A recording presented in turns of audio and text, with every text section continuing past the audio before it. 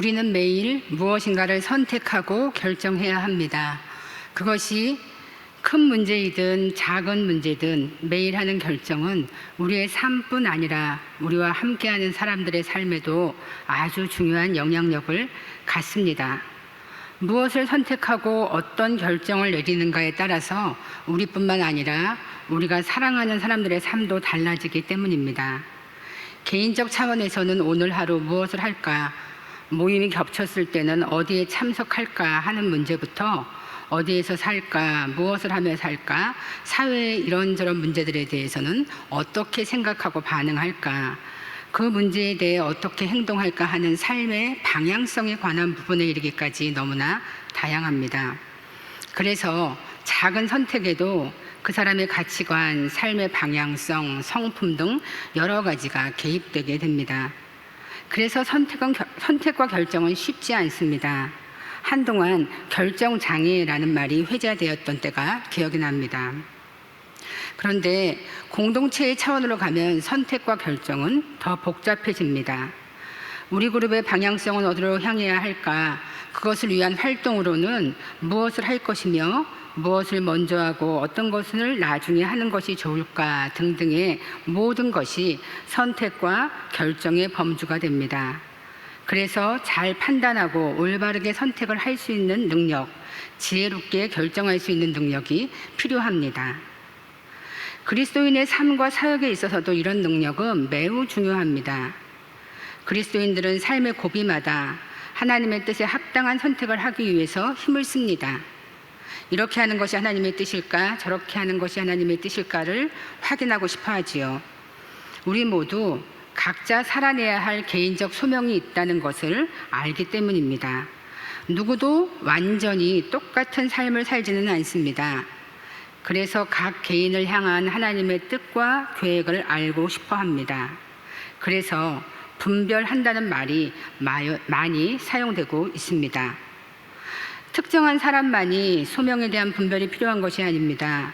모든 그리스도인은 하나님의 부르심이 어떤 길인지 분별해야 합니다. 소명이라는 말은 나를 향한 하나님의 기대와 계획이라는 뜻입니다. 그리고 하나님의 그 기대와 계획은 지금도 현재 진행형으로 계속되고 있기 때문입니다. 선택의 순간마다 다메섹의 바울처럼 너무도 분명한 하나님의 음성과 부르심을 받고 싶지만 현실은 그렇지가 못하지요. 그래서 우리는 분별할 수 있는 능력이 필요합니다. 이것을 기독교 전통에서는 영적 분별이라고 부르며 영적 지혜로 생각해 왔습니다. 영적 분별은 하나님의 뜻은 무엇일까를 알아가는 은사이자 능력입니다. 성경에도 선물로 주어지는 은사라고 하기도 하고 배우고 익혀서 얻어지는 능력이라고 하기도 합니다. 고린도전서 12장 10절에서 11절은 이렇게 말씀합니다. 어떤 사람에게는 능력 행함을, 어떤 사람에게는 영들 분별함을, 다른 사람에게는 각종 방언 말함을, 어떤 사람에게는 방언들 통역함을 주시나니 이 모든 일은 같은 한 성령이 행하사 그의 뜻대로 각 사람에게 나누어 주시는 것이니라. 공동체의 유익을 위해 특정한 사람들에게 분별의 은사를 주신다는 것입니다. 그래서 영적 분별은 성령으로부터 오는 것이고 소수의 사람에게 선물로 주어지는 은사라는 것입니다. 그러나 다른 한편으로는 영적 분별은 모든 그리스도인이 매일의 삶에서 잘 판단하고 올바르게 선택하고 결정하기 위해 요구되는 능력이라고도 합니다. 오늘 본문 말씀인 로마서 12장 2절은 너희는 이 세대를 본받지 말고 오직 마음을 새롭게 함으로 변화를 받아 하나님의 선하시고 기뻐하시고 온전하신 뜻이 무엇인지 분별하도록 하라고 말씀하십니다. 그리고 요한일서 4장 1절에서는 사랑하는 자들아 영을 다 믿지 말고 오직 영들이 하나님께 속하였나 분별하라고 하십니다. 그리스도인들은 모두 분별할 것을 요청받습니다. 그래서 영성훈련에서 분별은 배워야 할 능력이자 기술이기도 합니다. 분별은 사전을 찾아보면 정신적으로 구별한다는 뜻을 가지고 있습니다. 이것과 저것을 구분하는 것을 말하는 것입니다. 이렇게 볼 때 영적으로 분별한다는 말은 하나님이 나에게 원하시는 뜻이 무엇인지, 하나님은 나의 삶을 구체적으로 어떤 방향으로 인도하시는지를 구별한다는 말입니다. 어떤 생각이나 행동이 어떠한 이유와 동기에서 시작되었는지, 그 방향은 어디로 향하고 있는지, 어느 것은 하나님이 기뻐하시고 어느 것은 그렇지 않은지를 구분하는 것입니다. 결국 어떤 생각이나 행동의 동기와 방향성을 구별해 보는 것이라고 할 수 있습니다. 그런데 많은 경우 우리의 생각이나 충동이 어디서부터 왔을까를 규명하는 것보다 더 쉽고 분명한 것은 우리 생각의 방향이 어디로 가고 있는가를 보는 것입니다. 이 생각이 발전하여 행동으로 옮겨진다면 어떤 길을 가게 될까? 하나님께 기쁨이 될까? 영광이 될까? 그렇지 않다면 어떻게 될까? 이것을 살펴보는 것이 분명한 사인이 된다는 것입니다. 그래서 영적 분별에 대한 가르침은 지금 나의 존재와 삶의 방향을 자주 살펴보라고 권면을 합니다. 그렇다면 성경에 나타난 분별의 모습은 어떤 것일까요? 복음서에서 보여주는 예수님의 모습일 것입니다. 예수님은 분별하셨습니다. 예수님의 분별하시는 모습이 가장 분명히 나타난 장면은 광야에서 시험 받으시던 때입니다. 돌이 떡이 되게 하라. 성전 꼭대기에서 뛰어내리라.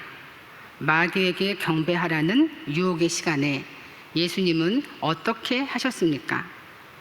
하나님을 시험하지 말라. 하나님께 경배하고 그를 섬기라. 예수님의 분별은 하나님을 선택하는 것이었습니다.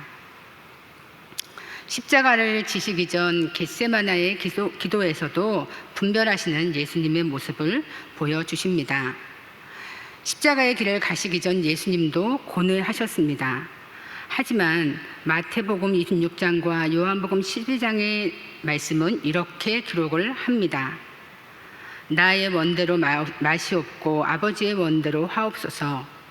그러나 내가 이를 위하여 이때 왔나이다. 아버지여, 아버지의 이름을 영광스럽게 하옵소서.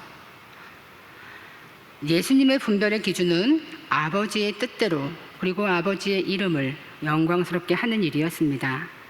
이 기준은 우리에게도 동일합니다. 하나님의 원대로 하나님의 뜻에 따르겠습니다 하는 결단이지요.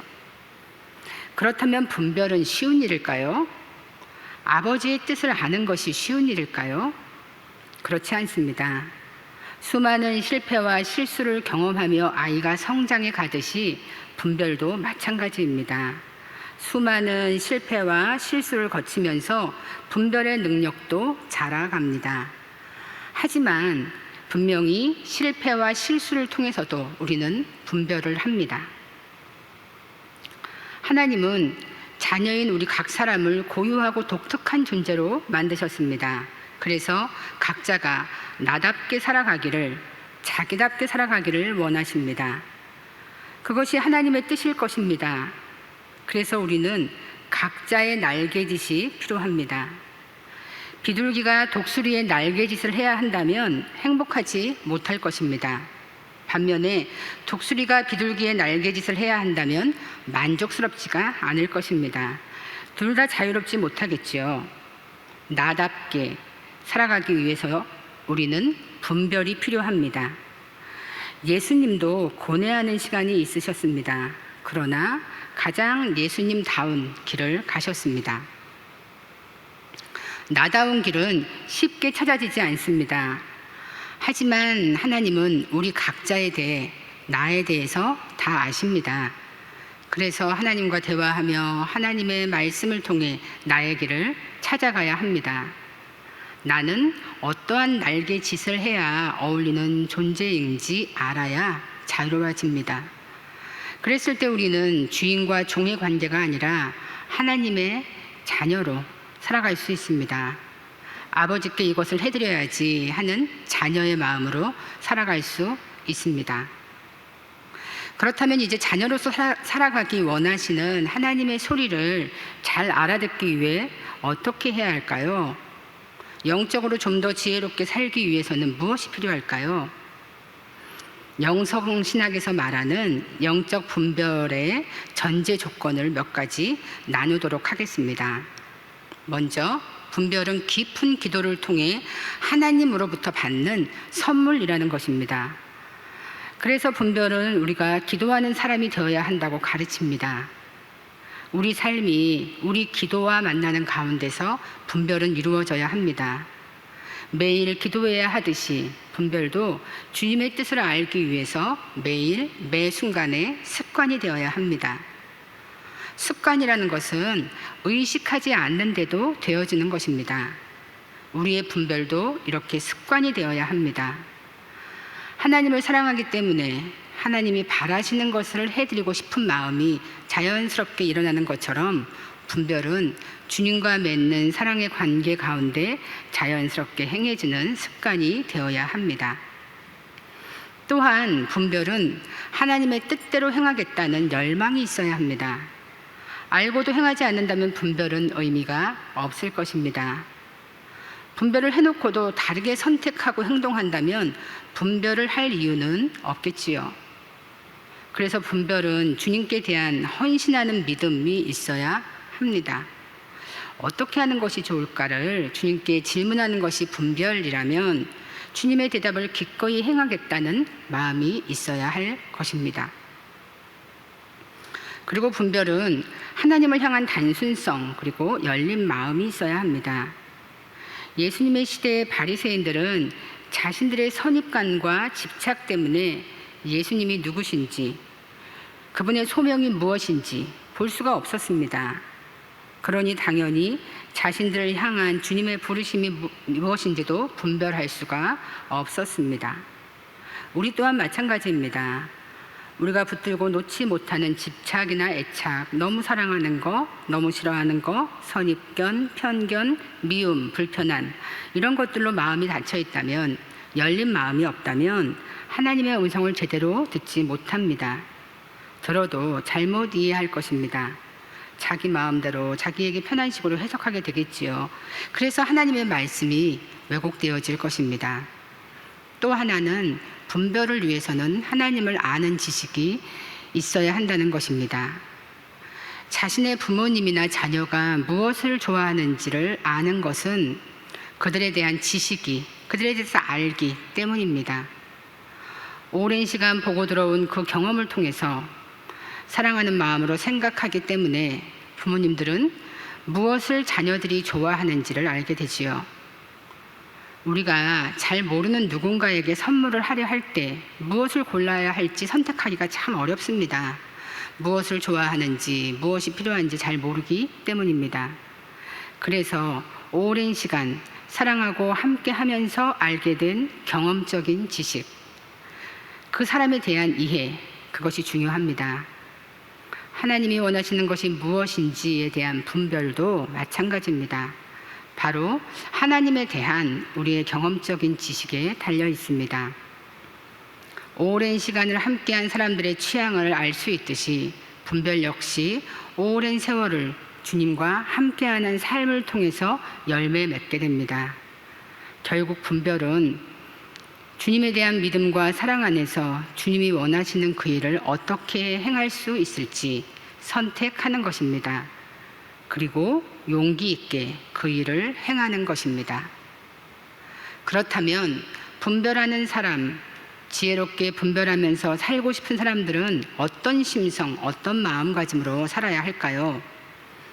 진실한 분별을 하기 위해서는 자신의 부족함과 연약함, 그리고 하나님 앞에 죄스러운 부분에 대해서 깊이 인식하고 통감할 수 있어야 합니다.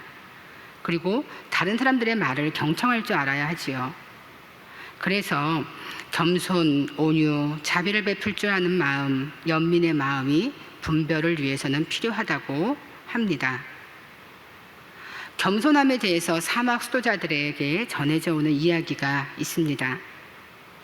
겸손이 무엇입니까? 묻는 질문에 한 지혜로운 어른이 이렇게 대답을 했습니다.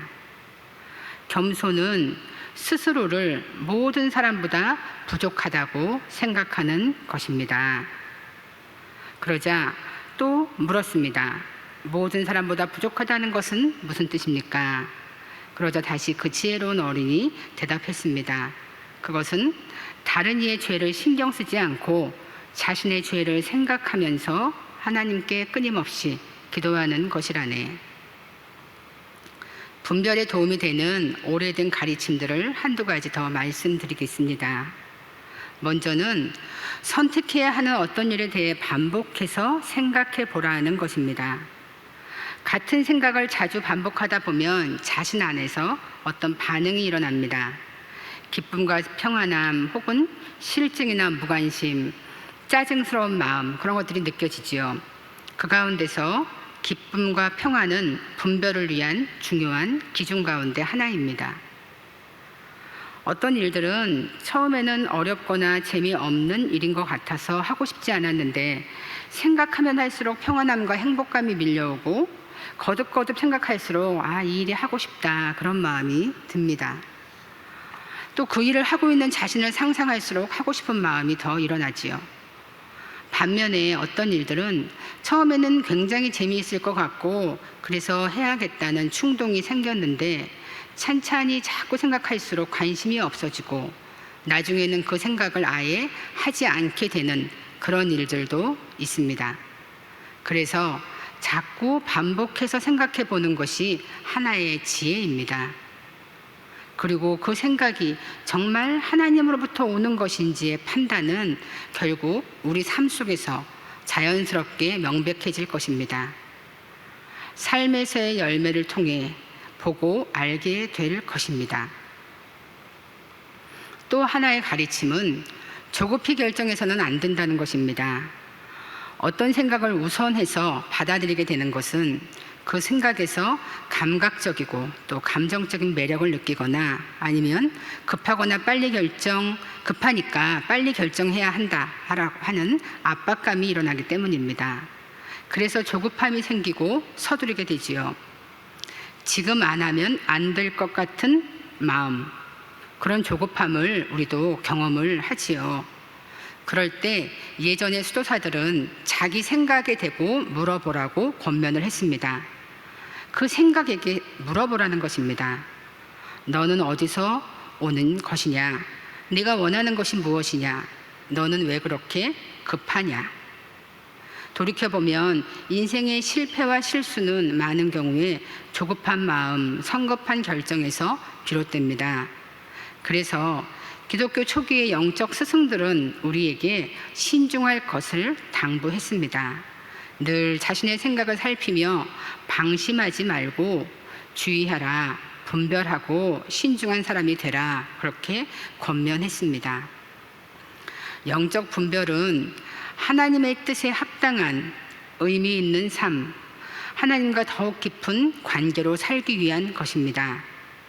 그래서 영적 분별의 핵심은 하나님의 부르심에 응답하기 위해 어떤 길이 가장 적합한 것인지를 확인하는 것입니다.